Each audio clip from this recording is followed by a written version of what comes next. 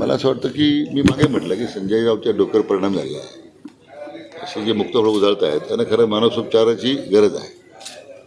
अशी कुठली 50 एकर जमीन ते म्हणतायत, ते जर ते आरोप म्हणतायत तर खरं म्हणजे त्यांच्याविरुद्ध अब्रूनुक्षीचा दावा मी दाखल करणार आहे. आता मी आतापर्यंत पुष्कळ आम्ही काही गोष्टी पथ्य पाळतो, परंतु समंग लोकप्रियतेसाठी अशा पद्धतीने मुक्तफळ उधळत असेल, कोणी बदनामी करत असतील तर त्याचे परिणाम त्यांनी भोगण्याची तयारी ठेवावी.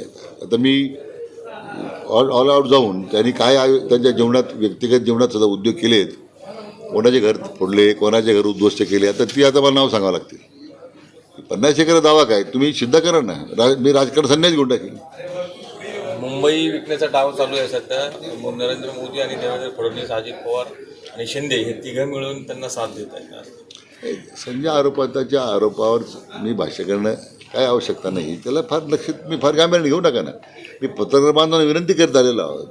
हे सुपरिवार लोक आहेत, हे सुपारी घेऊन काम करणार आहे.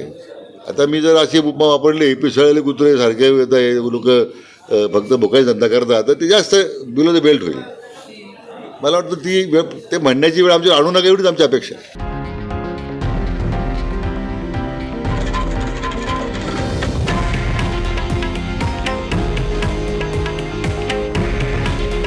हे आहे देशातील नंबर 1 न्यूज नेटवर्क आणि आपण पाहत आहात TV9 मराठी. काळजी तुमची, हित महाराष्ट्राचं.